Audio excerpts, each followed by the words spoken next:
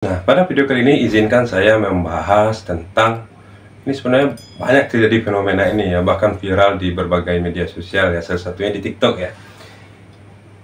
Banyak yang mengeluh ya bahwa pembimbing skripsi itu menghambat mahasiswa.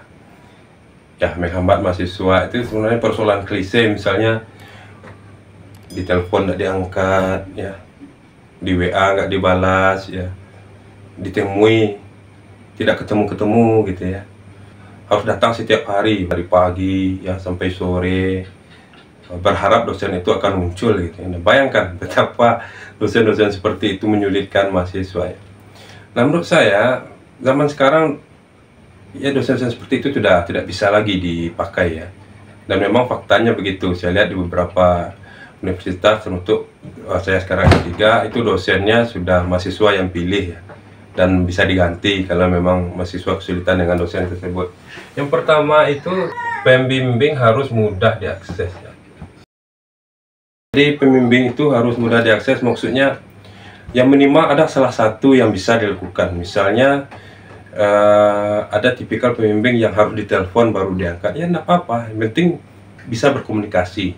Atau pembimbing itu sukanya cuma membalas WA ya, asalkan kita WA biasanya dibalas gitu ya, terlambat atau tidak penting dibalas gitu ya. Kalau ditelepon malah tidak diangkat misalnya ya, itu bagus, tidak apa-apa juga, yang penting ada sarana kita bisa menghubunginya, mengaksesnya. Yang ketiga, mungkin harus ditemui dulu baru bisa ketemu. Kalau di telepon, di WA itu sulit gitu. Nah, tidak apa-apa juga, yang penting bisa ketemu gitu. Setelah ditemui memang ketemu gitu ya, ditempel jadwal, misalnya saya adanya hari Senin, Selasa, Kamis dari jam sekian sampai jam sekian. Nah, itu penting ya.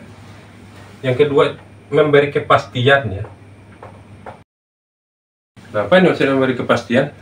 Berikan mahasiswa itu kepastian. Saya tidak bisa hari ini, bisanya seminggu lagi misalnya. Yang penting pasti gitu, seminggu lagi atau sebulan lagi, yang penting pasti gitu ya. Atau saya tidak bisa sekarang, saya bisanya besok jam 2 atau jam 4 gitu ya. Yang penting kan mahasiswa tidak luntang-lantung mencari informasi. Berikan mahasiswa itu kepastian ya. Nah, yang ketiga, ini solusi juga ya. Kalau memang menyulitkan ya,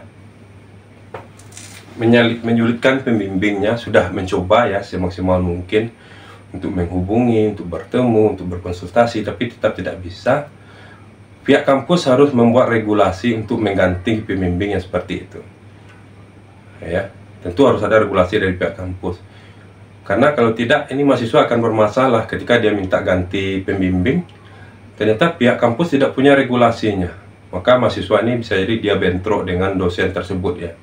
Ini penting ya, harus ada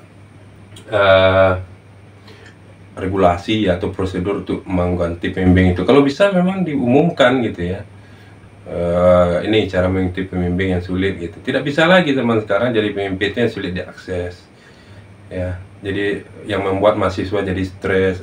Bahkan ada ya fenomena enggak membuat mahasiswa jadi stres, bunuh diri bahkan ya, bahkan sampai ke orang tuanya ikut-ikutan stres memikirkan masalah anaknya ya, keluarganya juga ya, gara-gara sulit.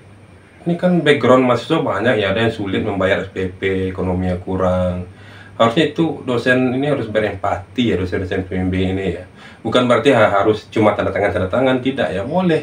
Kalau soal konten itu boleh saja ya, harus sesuai prosedur, tetapi yang penting yang ini tadi, mudah diakses, memberi kepastian gitu ya. Kemudian pihak institusi juga membuat prosedur untuk mengganti. Saya pikir dengan melakukan 3 hal ini, fenomena pembimbing skripsi ya atau yang lainnya, tesis disertasi yang menghambat mahasiswa itu, saya pikir mudah-mudahan berkurang ya, kalau tidak bisa diberantas sama sekali.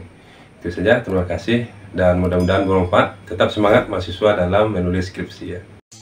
Jangan lupa like, share,